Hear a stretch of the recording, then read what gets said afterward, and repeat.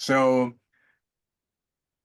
yeah, here we go. So this is the book that I published in 2017. So most of the things that I'm talking about come from this book.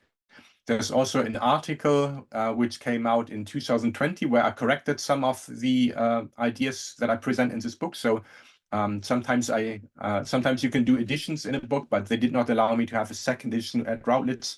So the corrections you find in an academic paper published by 2020. So we will have a look now at Maastricht and all that. So what does it all mean? And why do we have these rules? And why do you have the euro? And then we look at macroeconomic performance in terms of GDP and employment, but also we look at sectoral balances. And then we look at German fiscal operations, and then we look at the future of the Eurozone, what I think is kind of likely to happen. So in 1992, this is far away, by the way, from the actual creation of the euro. So this was before everything was basically planned. But here's Godley, who wrote about the possible idea of a euro. He said, I think that the central government of any sovereign state ought to be striving all the time to determine the optimum overall level of public provision, the correct overall burden of taxation, the correct allocation of total expenditures between competing requirements, and the just distribution of the tax burden. Okay, so this is Godley early on in the euro discussion. And here's where he thought that there would be a problem with the euro. So he wrote, if a country or region has no power to devalue the currency, so no exchange rate, and if it is not to be the beneficiary of a system of fiscal equalization, so an increase in government spending fiscal policy, then there is nothing to stop it suffering a process of cumulative and terminal decline, leading in the end to emigration as the only alternative to poverty or starvation. And then he said, I sympathize with the position of those like Margaret Thatcher, so this was in 1992, who, faced with the loss of sovereignty, wish to get off the EMU train altogether. By now, after Brexit, Great Britain or the United Kingdom is off the EU altogether. I also sympathize with those who seek integration under the jurisdiction of some kind of federal constitution with a federal budget very much larger than that of the community budget. What I find totally baffling is the position of those who are aiming for economic and monetary union without the creation of new political institutions apart from a central bank, and who raise their hands in horror at the words federal or federalism. And I think this pretty much sums up the political aspects of the Eurozone.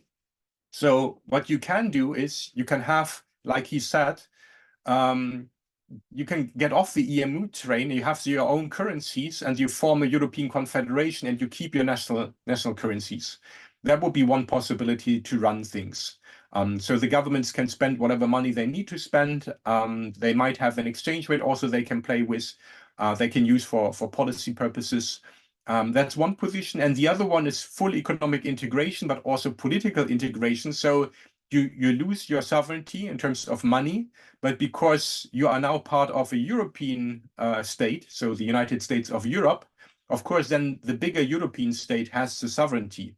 And then, of course, you can have deficit spending on the European level. So Brussels would have a budget of, say, 10 or 20% of European GDP. And if there's any kind of economic trouble, they just increase spending and they take care of full employment.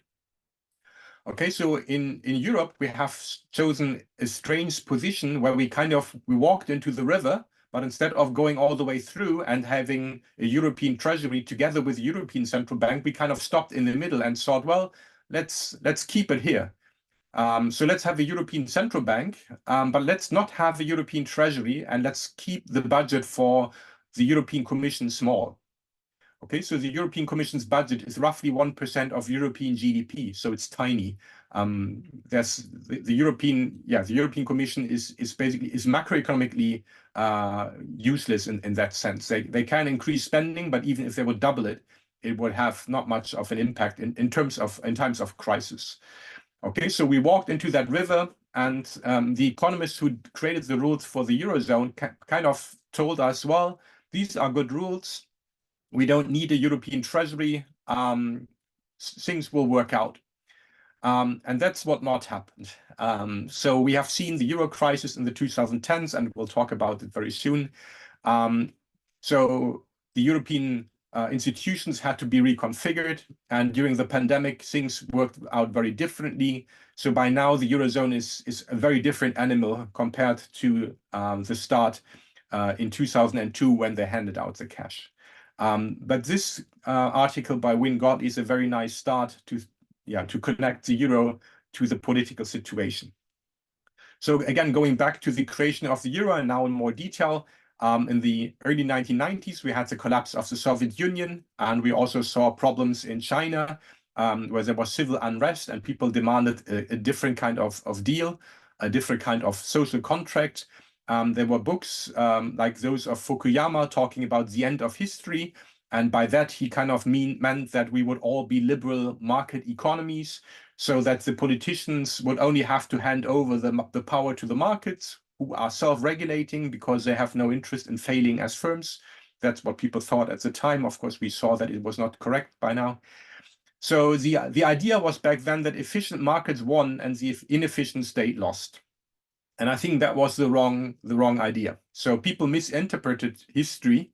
And instead of seeing the Soviet Union's collapse as a singular event, which is not saying anything about the efficiency of the state at all. I mean, the Soviet Union was not a capitalist state. It's a completely different thing. But that was a lesson that was kind of taken away from that kind of historical event. So out of this came the neoliberal mindset. So I speak from Berlin, a city that was divided until 1989, November 11. So the neoliberal mindset rules when the euro was designed. Okay, so again, in the past, in the 60s and 70s, we had plans in Europe where there was the European Treasury part of that and a federal government, not a European Commission, but a European government. But that was not the case in the 1990s. So they basically believed that if only the central bank would create price stability, then full employment would come out of price stability. And there was no need for there would be no need for fiscal policy. Okay, in order to make sure that the European Central Bank can do its job, the national governments would have to be restrained. Okay, so imagine that the central bank, European Central Bank, wants to fight inflation, and they put up the interest rate to, let's say, 4%. If then the national governments would increase government spending by, let's say, 10%, then you would have a fight between contractionary monetary policy. They thought back then it would be contractionary. We know that it would be expansionary from an MMT perspective, but that's what they thought. So they thought we don't want to have contractionary monetary policy and at the national level, expansionary fiscal policy. These two things are kind of biting each other. So let's make sure that we kind of limit the state.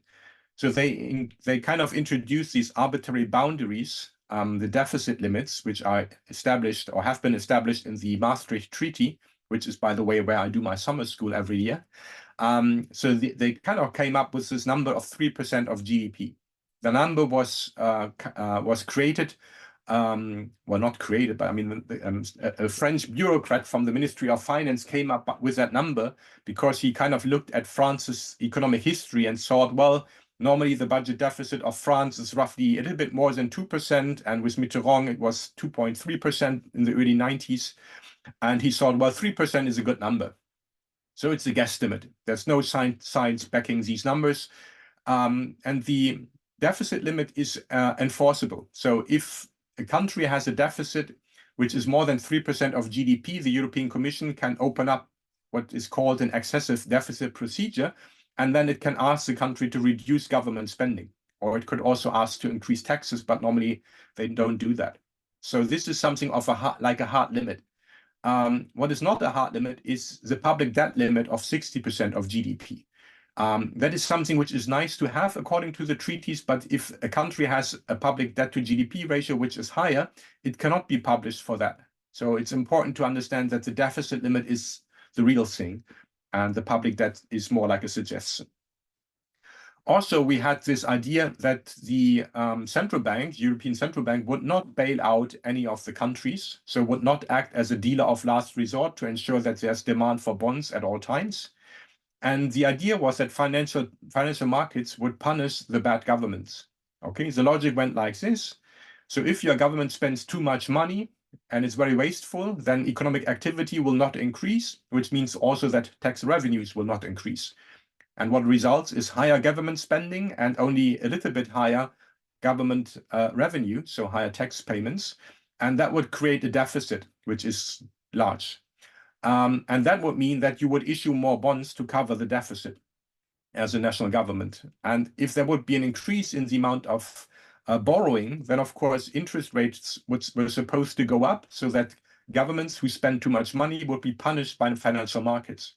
That's really what people saw back then. So if you look into the literature, the economic literature of the 1990s, they talk about moral hazard all of the time, that governments are spending other people's money and they couldn't do it right, so it's better to restrain them.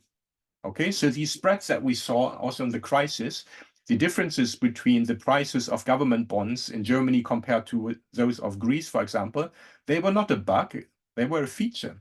Okay, it was part of the economic policy framework. And the general idea of the no bailout clause was who falls behind is left behind. Okay, this is the old pirates saying. And of course, it's been impossible to go through with this. So they had to change their mind when the crisis came, because you cannot let a country run out of money and just then leave it there, leave it behind. It's not possible. The country's still there. Okay, so let's have a look at the unemployment rates in the European Union and Euro area. The numbers start here with the crisis of 2008, and they go until the end of the last year. So what we can see here is maybe a little bit of a surprise, but the Euro area has a higher unemployment rate than the European Union. Okay, that of course must mean that those European Union countries which have their own currency have a lower rate of unemployment. And it's roughly, well, it's a little bit less than 1 percentage point, and it's pretty consistent. And when they sold the euro to all the member states back then in the 1990s, they said, well, if you join the Eurozone, you will have a lower rate of unemployment. And we can see that's not true. That's not what came out. And it's kind of strange that nobody's talking about it. Okay, so it seems like those countries who have kept their own sovereign currencies, they do better in terms of unemployment than those countries who are basically part members of the Eurozone. You also have to know that the Stability and Growth Pact is a legislation or is an institution that is also applied to those countries who have their own currency. Okay, so they're also restricted having large public deficits. Well, you can also see here that during the global financial crisis in 2008, 2009, which in the Eurozone was mostly a private financial crisis. So banks invested a lot of money or gave out a lot of loans to build real estate, mostly in Ireland and Spain. And their prices collapsed in 2008 and 2009, creating a big banking crisis in those countries. And also in Germany, because German banks on the interbank market, they lent a lot of money. We talk about hundreds of billions of euros here to Spanish banks and also to Irish banks. Okay, so these countries, they were basically forced to bail out their banks. The European Central Bank played a role in that, kind of forcing the Irish to nationalize the banking system. They said that otherwise they might think about withdrawing liquidity, and that means that the Irish government would run out of money if government bonds from Ireland are not eligible anymore to borrow central bank money. Then of course, how do you get central bank money? Okay, so we see that 2008, 2009, that was the global financial crisis. And then on top of that, we had the Eurozone crisis or the Euro crisis. So in 2008, we had the fiscal stimulus all over the world. I'm sure that Australia had one as well. And you can see that from 2009 to 2010, things improved. But nevertheless, in 2010, somehow Alberto Alesina, an Italian economist who died in 2020, had this idea of expansionary austerity. So he thought that if the government would cut government spending, then the private sector would take over. And well, because the private sector would be more productive, you would have higher productivity, and that would lead to economic growth. And that would mean that you can have economic growth while cutting government spending, which means you will have budget surpluses and you will bring down public debt to GDP. So that was the idea of the austerity politics. So because it was politically difficult, they brought in the IMF, and then they created the so-called Troika. So it's the IMF, the European Commission, and the ECB, and then they asked countries to cut government spending. So in Greece, they cut government spending nominally by 20% over a couple of years. They cut also public wages, or wages in the public sector, by 20%, and the country kind of collapsed. Okay, so the unemployment rate went up to 25%, and youth unemployment was more than 50%. And austerity politics, as you can see here, also from the unemployment rates, were a spectacular failure, bringing the unemployment rate up from roughly 10% to almost 12.5%, or almost 12% when we talk about the European Union. So silently in 2014, they buried this idea, and they said, okay, we still have these excessive deficits, but we stop enforcing the rules. And also the European Central Bank went to a policy of zero interest rates, and they started quantitative easing to make sure that there would be no possibility anymore of default of a nation state. So the 2010s were basically zero interest rate years. And then you can see the pandemic hit also the Eurozone. But as you can see, after 2 years, in 2022, unemployment rates were already lower than in 2019. So the economic policy response was rather successful. And it didn't take 10 years or so for unemployment rates to return to their former levels. Okay, so if you compare 2008, the unemployment rate with 2018 is roughly the same. So it took 10 years to recover. The pandemic was as huge a shock, and it took 2 years to recover. So the Eurozone changed the way it dealt with the pandemic, and I think I will have more details about this in the next couple of slides. So let's move on. Okay, so here you can see government spending and tax revenues. And you can see that the flat part here, starting in 2010 to 2014, that's the austerity years. So in the Eurozone, the governments kind of stopped increasing government spending, and then they started to increase it again. So from 2014-15 on, it's rising again. And then you can see it's really rising during the pandemic. Okay, so everybody who was talking about secular stagnation, well, that's not what happened. Okay, so when governments increased their spending by quite a lot, then also the unemployment rate went down. So let me just go back here. So you can see the unemployment rate going way down. So the unemployment rate was high because there was not enough government spending, and they could have increased government spending at all times. It's a policy failure. Okay, so the high unemployment rates of the Eurozone are a policy failure. Well, in terms of MMT, you can argue that either government spending was too low, and I think that's the main argument. You could also say that tax rates have been too high, or that saving desires were too high. But I think the only policy tool that the governments really have at their disposal, and which are easy to use, it's discretionary government spending. Okay, so if that's the main policy tool and that's constrained by the Stability and Growth Pact, then we might have a problem. But the Stability and Growth Pact was off starting from 2020. But I think I get ahead of myself. So let's go through with some more empirical evidence. Here's a side effect of what happened in the crisis. So when you cut government spending, the easiest thing to cut is government investment. Okay, so there's government consumption and there's government investment. If you cut government consumption, it means that the poor get less money, that the unemployed get less money, that the pensioners get less money. Politically, that is very hard to sell, okay, because you take away money from the pockets of the people. So the easiest way to spend less or to save money for the European governments was to cut public investment. So you don't build the new railway line, you don't build a new bridge, you just tinker with the old one and hope that it doesn't collapse. And we had those collapses in Europe.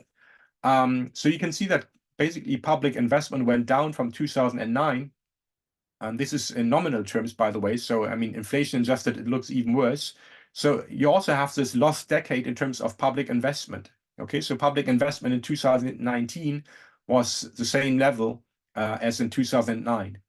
And of course, by the way, this is net, so this is additional. And of course, that means that we have lost a decade where we could have done a lot of nice things. We could have built up, for example, solar energy, wind energy, all these things that would have helped us to overcome the shortfall in the supply of gas in 2021 when Russia invaded Ukraine. So it's really a lost decade. Okay, so when we think then about the European economy, and this of course would work for all the economies that exist. So this is a figure that I created some years ago. So when you think about the economy, you have this monetary circuit that people they receive income, then they spend income. So it's mostly about consumption. And the question is, who can create money? Well, the government can create money. So if the government spends into the economy, there's additional balances. When it taxes, it reduces the amount of outstanding balances. Then the private sector can also invest by taking out loans or issuing bonds. So they spend additional additional funds into the economy, additional deposits. And then if you are saving or repaying debt, then either you are kind of taking money out of circulation or you're kind of destroying that money when you repay private sector debt. And then there's trade policy. So that also matters. So when there's a lot of exports, then you have more income in your economy. And when there's a lot of imports, then of course you reduce the amount of money that is circulating in your economy. Okay, so this is basically how I frame this, and this is how we can go on to the sectoral balances. So the I forgot to put that on, but I guess okay, this should be that's the Eurozone. So let me move to Germany first because I know what it looks like here in Germany. So here you have the blue bars, which is the private sector. So the private sector in Germany is in a net saving position almost all of the time. And you can see that it's roughly 5 to almost 10% normally. Okay, so that's the surplus of the private sector. The question then is, what's the balancing deficit? And if you look at the left-hand side, you can see that there's a lot of red ink. Okay, this is Stephanie Kelton's idea that the government's red ink is our black ink. Here it is our blue ink.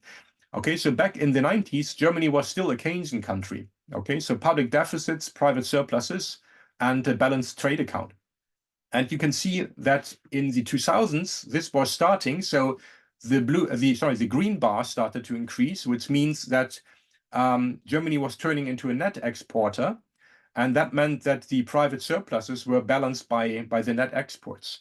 These things basically happen at the same time. So when German companies are net exporting into the world economy, then of course they have a net inflow of money as well. And this is why everything more or less works together. So you cannot say that the green bars cause the blue bars, but it's just balanced or it's bookkeeping. So double entry accounting. And that's why every time that a German car company, for example, exports cars to, let's say, the United States, they receive some money. So they give up the cars which are exported, and at the same point, they get some money from the US. And unspent income constitutes saving. So this is how saving for the private sector works. And then you can see that in the 2010s, they made this even more extreme. So now the German government has also a surplus. So the red bar is positive for many, many years. So this is the idea of what we call a black zero here, that the government and the private sector are in surplus at the same time. You can only do this when you are a net exporter. There's no other configuration that makes it possible. So this, of course, means also that not all European countries can be in this position because Germany's exports must be somebody else's imports. And Germany's biggest trade partners are in the Eurozone, like France, also Italy and other countries in the Eurozone and European Union. Okay, so you can see here that the way that the Germans reoriented their economy towards its net exports, that's something which was not helpful for the Eurozone as a whole, to say it diplomatically. By the way, when they created the euro, this was not visible. And it was also not happening. Okay, so the euro was more or less fixed by the mid-1990s. And as you can see, in 1995, 96, in Germany was not a net exporter by then.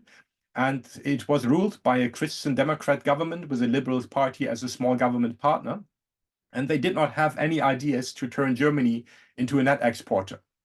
Okay, that only happened after 1998. So this is the Green Social Democrat coalition enforcing what we call the Agenda 2010, which is a neoliberal program of creating a low-wage sector, which is also helping to increase exports because the workers cannot afford with their low income to buy the stuff that they produce, so they have to export it. They also liberalize the financial markets, and they cut the welfare benefits, mostly unemployment benefits. So that kind of system was created by the political left in Germany. And it kind of blew up the euro because Germany created a lot of jobs. But of course, the German exports took away demand from other places. So in Spain and Italy and other places, the amount of industrial jobs went down. And the industrial jobs are the good jobs, which are highly paid. So in this strategy for those who have worked in the industrial sector, it was successful. But of course, for Germany as a whole, it was unsuccessful as the country gives away more stuff that it produces to other countries than it receives.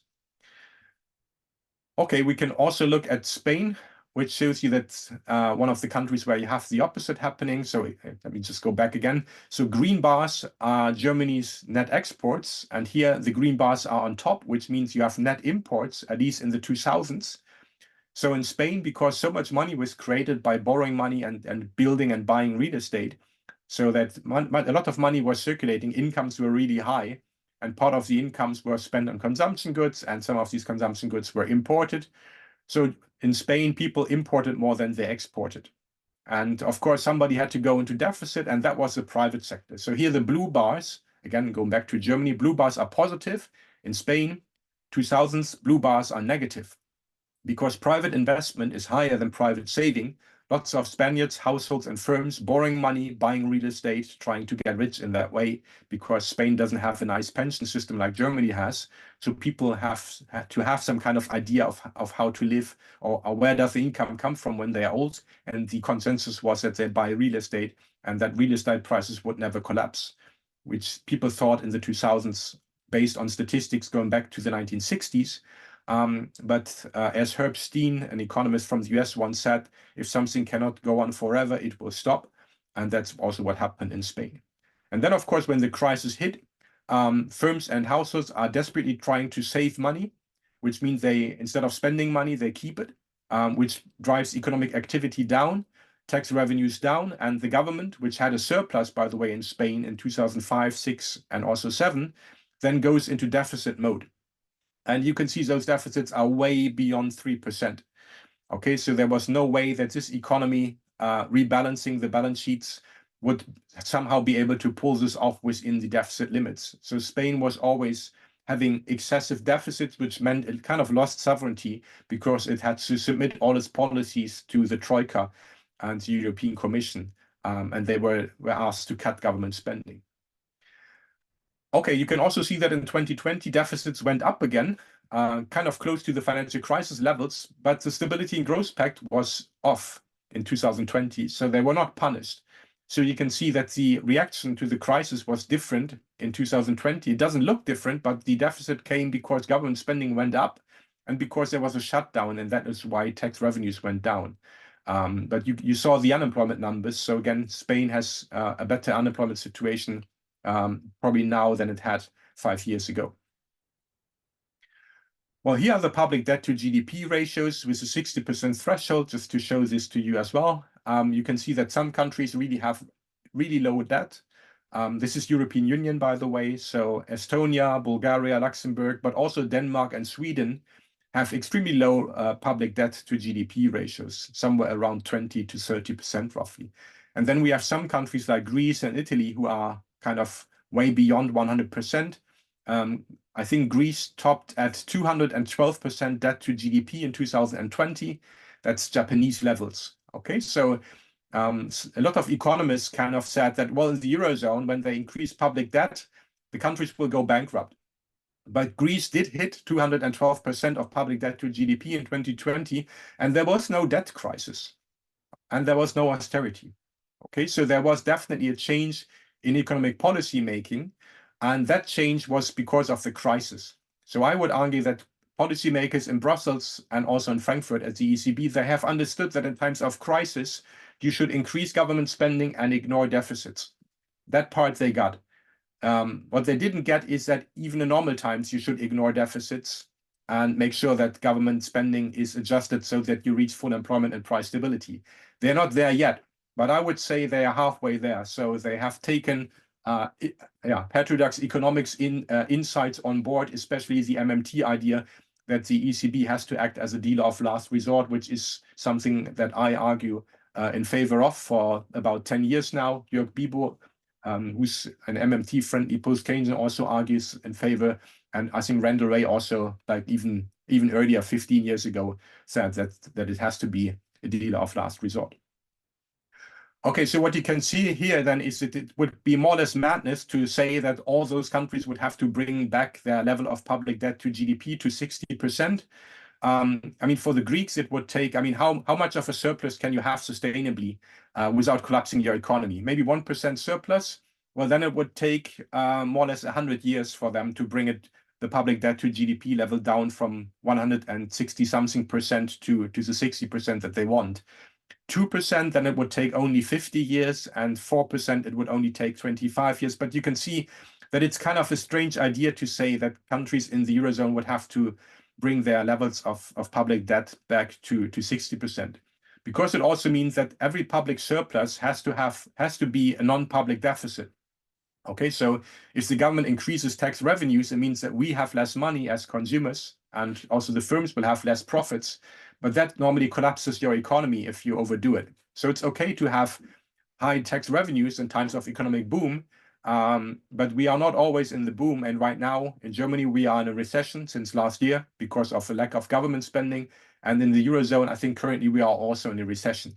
So if you're in a recession, you cannot reduce government debt. It's maybe possible for a year, but it's not possible for a decade.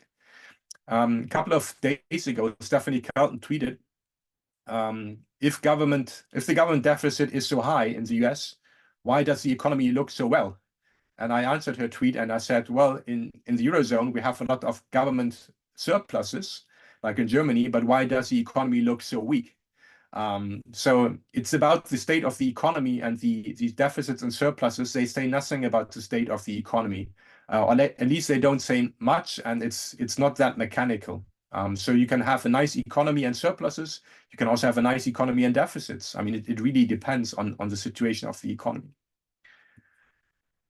Well, here's some real GDP numbers to show you that inside the Eurozone, there's a lot of variation. Everybody knows that the Greek economy collapsed. Here you can see that it's actually minus 30% compared to 2007. And you can see that they didn't pull back. So Greece is still far, far away from 2007 in terms of GDP. So we are not talking about a lost decade here. We talk about 2 lost decades, maybe a lost quarter of a century. This is a policy failure that will go into the history books. Okay, that is the worst kind of macroeconomic mismanagement that we will have seen in our lifetimes, hopefully. It's also very bad in Italy, which now has a fascist government. So people are frustrated. Young people, I mean, probably 90% of young people have less money than their parents had when they were young, or when they were not that young. But in Italy, wages have been falling across the board. So people get frustrated. They vote for fascist parties and other extreme parties. Spain also, well, Spain has been doing a little bit better, but in Spain, the resurgence has mostly come from an increase in tourism, and these normally are not so well-paid jobs. So Spain also is politically unstable because of problems with instability. A lot of that work is also temporal work. So in summer, people are employed. In winter, they're not employed. Also picking fruits in summer, for example, during the season. France and Germany have recovered. And that's a problem because that means that the Germans and the French, which are kind of politically driving the European project, they did not push for more expansionary policy because for their countries, it kind of worked. It didn't work that well, but it was good enough in order not to talk about it. And then there was just no more pressing issue of increasing expansionary policies. Okay, so let's move into the balance sheet stuff. So what happens when the German government spends money? So we all know how it works, or most of us probably know how it works in the United States or in other countries. But let's have a look at Germany. So the German federal government is de facto a currency issuer restricted by a fiscal framework. That's also the outcome of a paper I just wrote with Randall Ray. We were replying to a paper by Marc Lavoie about the Eurozone and MMT and such things. So here's how it works. So let's just assume for simplicity's sake that that's me, the household. And I have done some work for the Ministry of Finance. Actually, I have been doing that, but I didn't get 1,000 euros. I got 100 euros when I appeared as an economic expert on the financial committee of the German Parliament a couple of years ago. And they paid me some money. So here we have 1,000. So what happens if the German government pays me 1,000 euros? Well, they ask for my bank account, and then they know what kind of bank is mine. So the Ministry of Finance is basically doing some kind of online banking, and they are asking the German central bank, which is called Bundesbank, the federal bank, to credit the account of my bank. So they go into the Excel sheet, which we call the payment system, and they just mark up the number of the account of my bank by 1,000. These deposits that the banks are holding at the central bank, we call reserves. So it means reserves plus 1,000. And then my bank receives these 1,000 euros in their account at the central bank. And they also get the payment instruction to increase the balance of my account. So in their own balance sheet, well, in their own accounting system on the computer, my bank marks up my account. And then when I do online banking the next day, I see that 1,000 euros have arrived in my account, which increases private saving. And now the story could end here, and we would be seeing that all the German government spending on the federal level would be done by money creation by the central bank, which is true anyway. But the balance sheets are not balanced. So in the Eurozone, it's not allowed for the central banks, the national ones, to finance government spending. Okay, and by that they mean that it's okay to create money on behalf of the government, and that is what the German central bank is doing. But it's not okay to increase the amount of money net for the government. So the government's account at the central bank goes from 0 to minus 1,000. It's really called this central account of the government, Zentralkonto des Bundes in German. And then the Ministry of Finance is forced by the rules of the Eurozone to bring the account back to 0.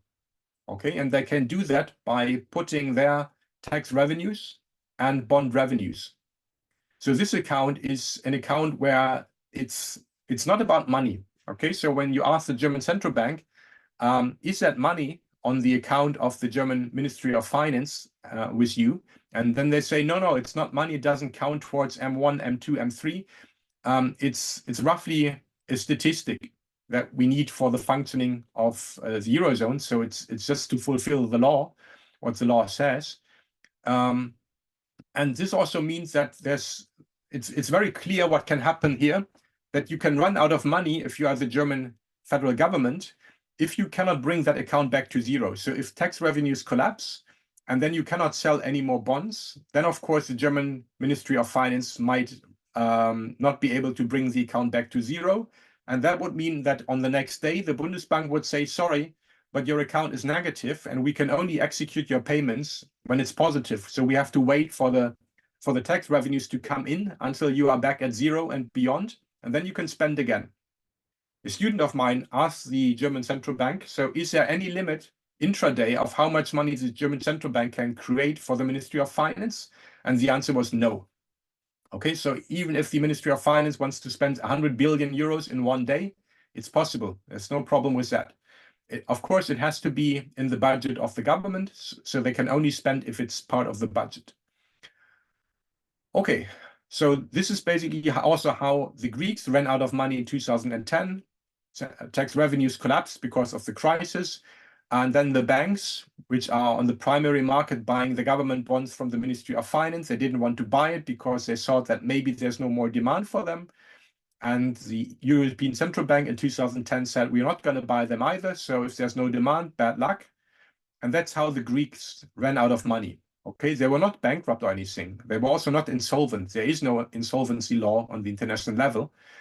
So they just ran out of money because the central bank gave them a red light because of the Eurozone rules. So the Greeks running out of money was a purely political problem. It was just because of the rules. And as I already said, in 2020, when they had 210% public debt to GDP, they did not run out of money because they changed the way that the ECB is behaving. So now they are a dealer of last resort. And if a private investor thinks that the Greek government bond is not a good investment, then the ECB says, well, if you think it's not a good investment, we'll buy it for a nice price from you, and you can offload whatever you want because we are the money supplier here. We can create as much currency as we want. And when we buy those government bonds, we just credit your account. So what can possibly go wrong? This is also reflected in statements by Madame Lagarde, who just last week talked about economists as being members of some kind of tribal clique, she said, with a nice mixture of French and English. So she talked about mostly macroeconomists being in their own group and not talking to anybody else. So she was not doing us a favor in terms of talking about heterodox economists being excluded from discussions of monetary policy. But she said that those kind of economists that are new Keynesian, they don't look at other sources of inflation like energy prices that are very real.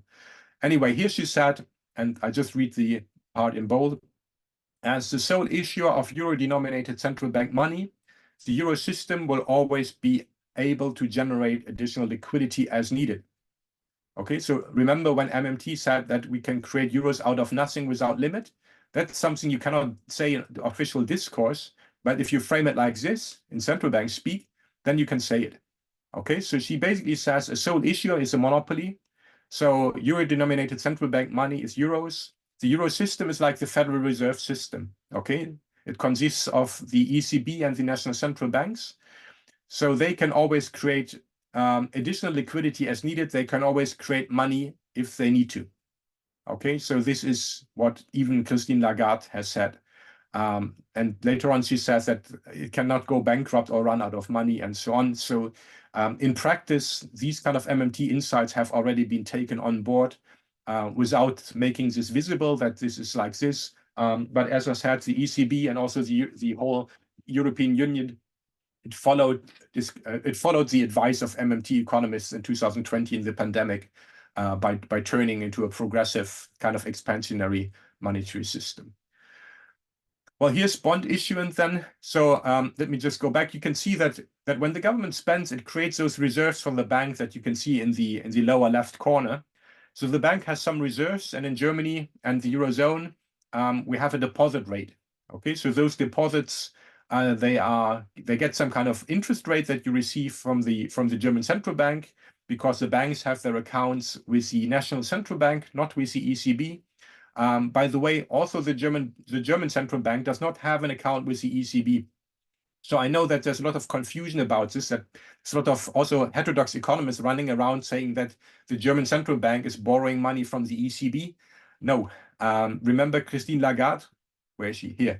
She says the euro system will always be able to generate additional liquidity as needed, not the ECB. She could have said the ECB, but that's not her words. And she's a lawyer by training, so I think she knows what she's talking about. So here the German Bundesbank has created more reserves, and the banks would say, well, we would like to buy government bonds if they have a higher interest rate compared to the deposit rate. That's easy to do. You just need to pay just a little bit more, and then you can sell government bonds, and that's what it looks like. So here the government is selling government bonds. So this brings the central account of the government back to zero, which gives you the green light to spend money again the next day.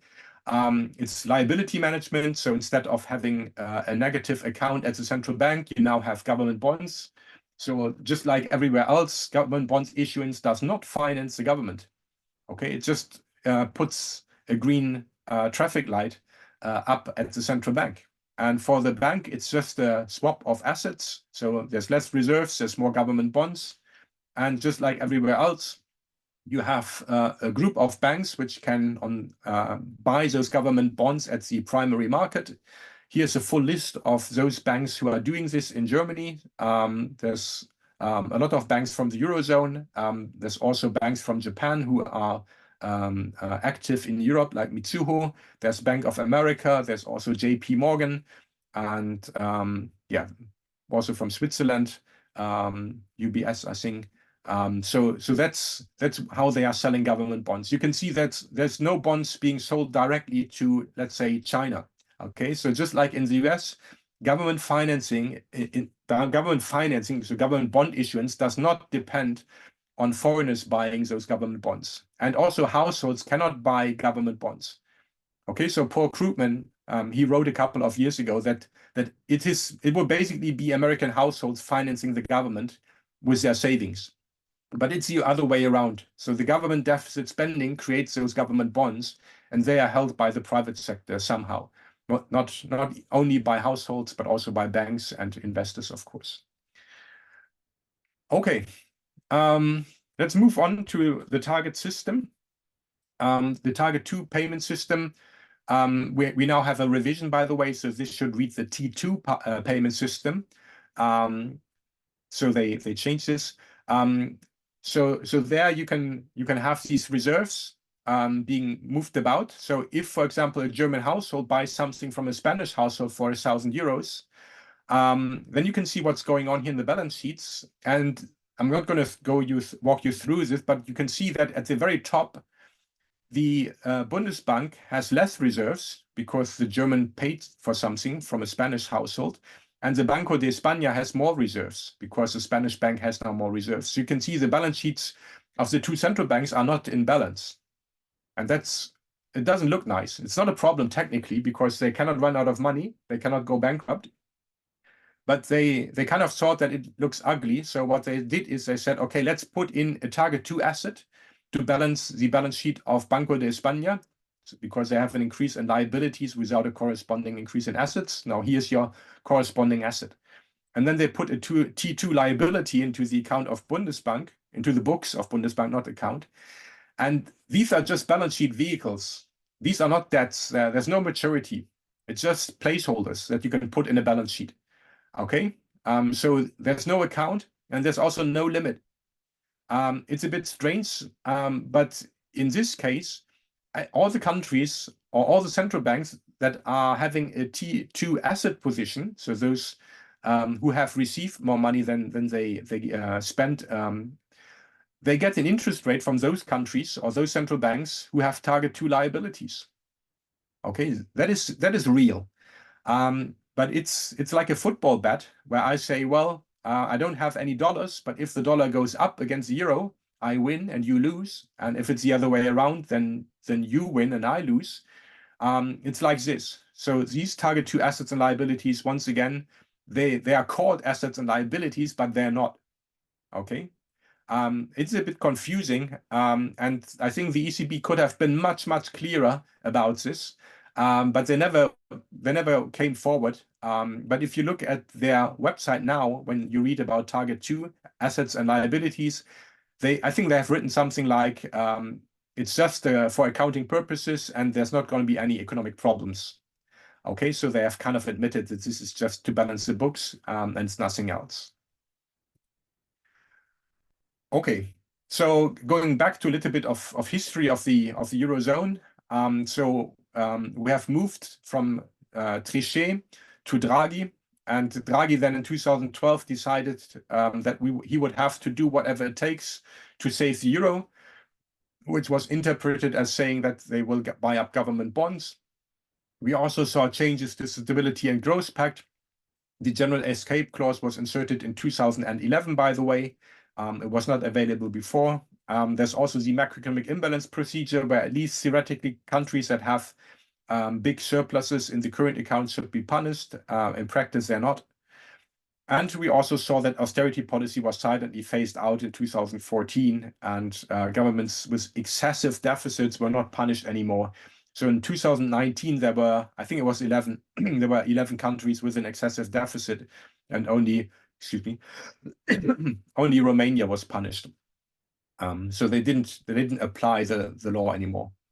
Then they had the Green Deal in 2019, which is also a step in the right kind of direction. I think it's too much private sector involvement and not enough public sector spending. But as I said, it's a political process and it's a step in the right kind of direction. And we also have seen that in the 2010s, we had a whole decade of 0 interest rates, and there was no full recovery which means that the mainstream economic paradigm has lost credibility also in Brussels. So there's a Woodford paper from the New Keynesian 2022 American Economic Review, where he kind of admits that. And he says that monetary policy in times of low economic demand might not be enough to change the way that the economy goes back to full employment. So he kind of admits that you can't do anything with monetary policy. You need fiscal policy. I think this is something which we should stress more often, that the New Keynesians kind of have admitted that monetary policy is not enough. Okay, here you can see the interest rate payments of Eurozone countries in percent of total revenues. This is just to explain that in the 2010s, the bit of expansionary policy that we had was basically a fall in interest rate payments that was then replaced by government spending on other things in the real economy. So this was expansionary as well, and it helped the recovery.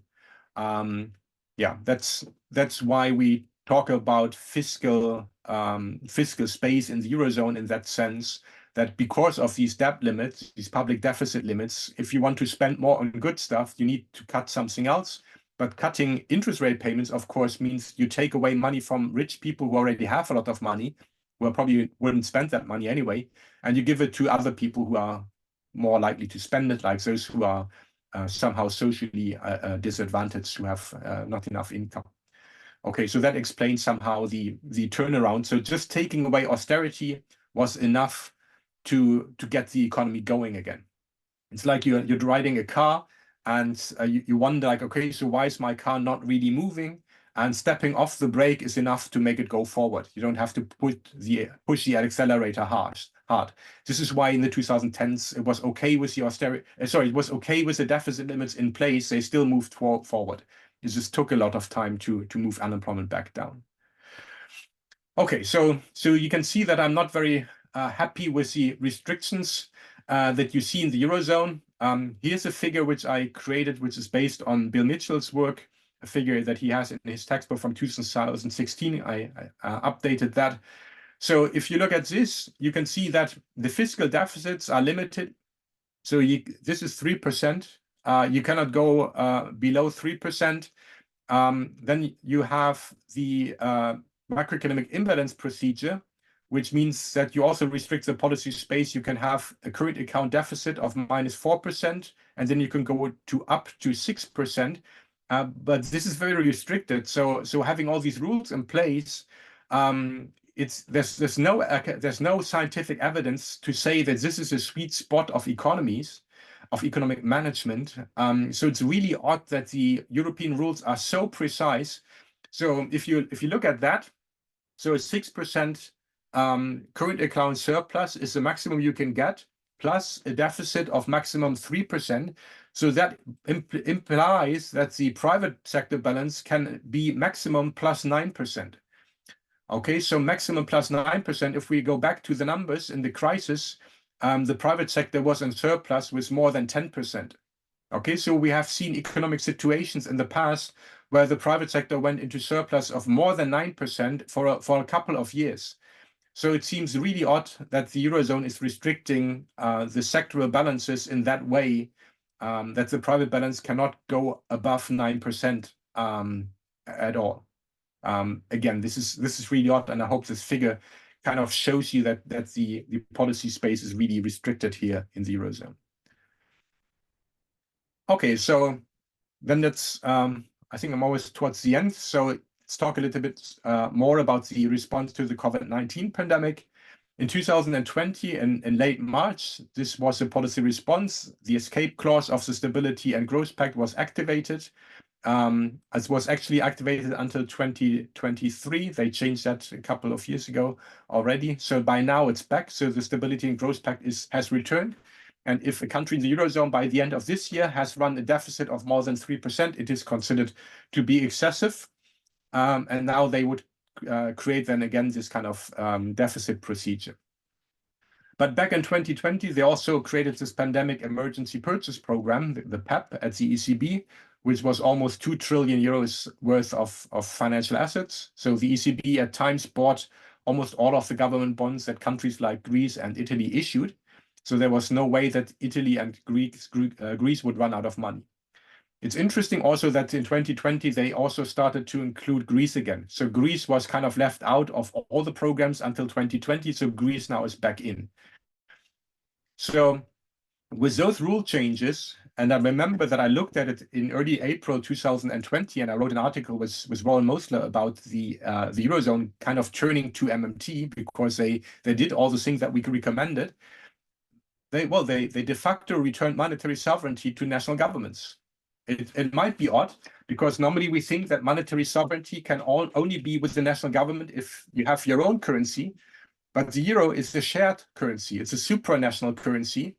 But if there's no limit for the Greek central bank to create euros on behalf of the Greek treasury, well, there's no limit of spending. And if you're not punished for any deficit, again, there's no limit of spending. So this is a situation where in times of crisis, the Eurozone has given all the power back to the nation states, and they said, well, deal with the crisis on the national level, okay? They also created this next generation EU program, which was the first time that the European Commission issued joint European debt, which is a first step towards the Euro Treasury. But the program was rather small. So also we talk here about billions, but the more important thing was to free up the national governments again. So this, of course, means that the Eurozone has a structure which can enable countries to have full monetary sovereignty, but it can also pull that sovereignty back, like now, and impose these fiscal frameworks where countries are constrained. And if they spend too much, they will have to talk to the European Commission. Okay, so this is the situation that we're in. So again, we are somewhere in the river. We have walked into the river, probably on a horse, and we were close to drowning in 2008, 2009, with Greece almost exiting. But now it's a different kind of thing. So now we have a lot more flexibility. And the economic policy making consensus is that in bad times, we switch to an MMT paradigm. And in good times, we go back to this ordo-liberal German kind of Austrian economics program with deficit limits and all that. Okay, so again, I think we're halfway there. I mean, the only thing that is missing is that the European policymakers say, well, even in good times, the deficit limits and all that stuff doesn't work. So let's go full into this kind of MMT program where we just get rid of these deficit limits completely. Well, it was also interesting to see that the MMT solution, if I can call it that, worked. So 2020 to 2022, we have seen that employment was better in 2022. We have seen record employment in the Eurozone in 2023. So you basically you turn off the Stability and Growth Pact and you get record employment. How is that possible? So of course everybody sees that, and you cannot go back to normal because I mean, yeah, you cannot hide that anymore. Also, there was this unintended consequence of the Ukraine war. So when the Russians invaded, all the Europeans huddled tightly together, and yeah, this means that there's not a lot of talk anymore about moving out of the euro. So even the fascist government in Italy is not talking about somehow exiting the Eurozone or exiting the European Union. There's no talk about this. Croatia has joined also in 2023, so the Eurozone has gotten bigger. And we have also seen the reform of the fiscal framework in late 2023, so now we have more flexibility. So countries are still asked to go back to 60% public debt to GDP, but it's more political. So there's not anymore this idea of one size fits all, but the national governments have to talk directly to the European Commission. And it's become a more political process. It's very interesting. So it really depends on the European Commission. If you get a conservative hardliner commission, then you will have a return of austerity with those rules. But if you have a grand coalition of left and right that we normally have in the European Union, then probably you will have no consensus that austerity is a good thing. And they will punish some countries, and it will be very political. They might punish those countries where anti-European political parties are in power, like Hungary. So it seems like this is more of a intended consequence than imposing austerity again. Also note that cutting government spending in the Eurozone now governments are saying that they do it because of inflation. They don't do it because of public finance sustainability. So they change the tune. This is not a replay of the 2010s. Wolfgang Schäuble, the German finance minister back then, has died about 2 weeks ago. The guy who created the German Black Zero was put into retirement in December last year. Alberto Alesina, who was the intellectual architect behind austerity, has died in 2020. So these players are gone from the political scene, and I don't think that there will be young politicians and policymakers who are willing to repeat those mistakes. So I'm kind of optimistic that we see more progressive policy in the Eurozone, even though right now at the moment we have a bleak picture again with the German government doing anti-Keynesian policies. So they cut government spending in 2023, which put us into a recession here. And Germany is very big. So if we are in recession here in Germany, then the Eurozone will normally also go bad. And 2024, we have kind of a stable government spending. It's not enough to pull us out. If the world economy grows, also it will take the German economy out of the recession. But if anything happens, then Germany will stay in recession because I think the IMF has predicted the German economy to grow 0.4% this year, something like really tiny. So that's where we are. Okay, so coming to the conclusion. So where is the Eurozone headed? Well, again, it's in terms of summary, it's a political project. It's built in neoliberal times. On a technical level, it works. The T2 payment system is excellent. We have no problem of spending money and making payments all over the Eurozone. We can change the euro by reforming the fiscal framework, which will happen again. I don't think that these reforms are the last ones. The politics of the Eurozone are complicated. Okay, so you might think that there are parties who are in favor of more Europe and parties who are against it, but the fault lines are inside the parties. Okay, so there's Christian Democrats who want to have more Europe. There's Christian Democrats who want to have more Germany and less Europe. Same with Social Democrats, same with Liberals, Greens, Socialists. So it's really complicated. Inside all of those parties, you have pro-Europeans and anti-Europeans in the sense of having more integration. The euro was also supposed to be another step towards an ever closer union, which is kind of hardwired into the European Union project, this ever closer union. But of course, nobody said how fast we will have to move.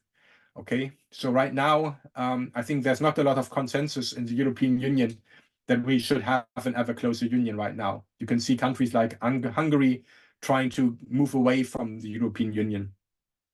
So some people want the United States of Europe, others do not. Also, if you do want the United States of Europe, sometimes it's probably clever not to be too open about it. So the politics is very hard to understand because there's a lot of theater. So some people are officially very pro-European, and then they don't do anything for Europe.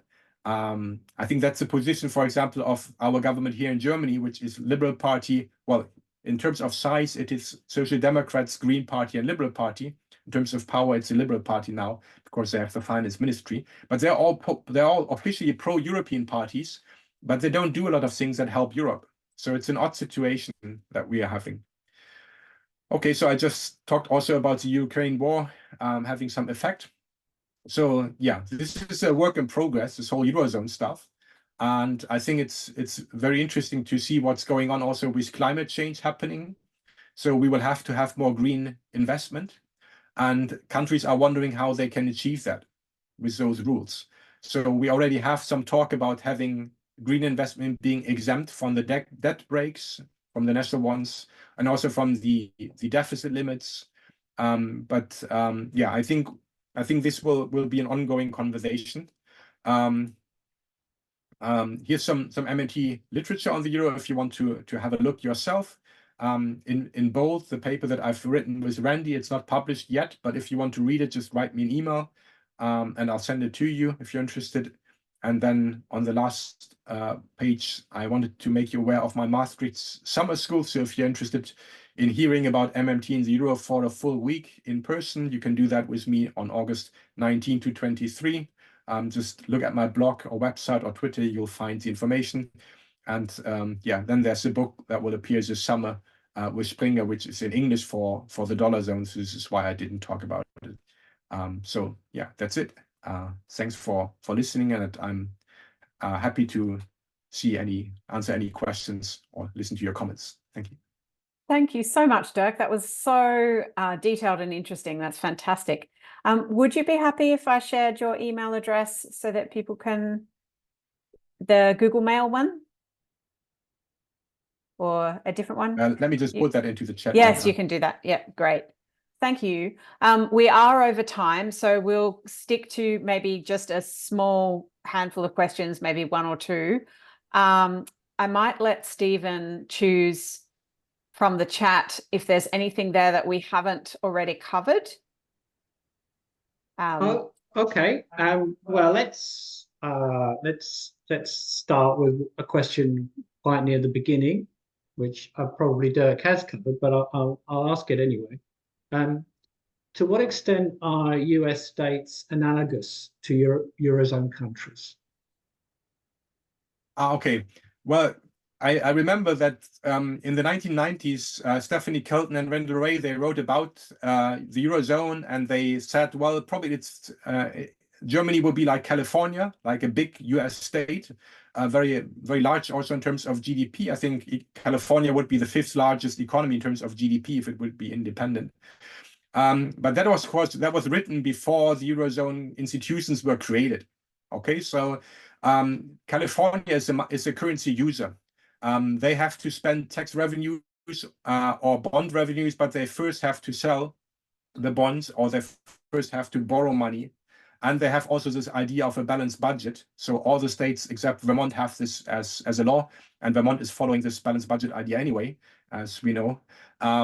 So Germany can have monetary sovereignty even with the Euro system. So in that sense, it is not like a state.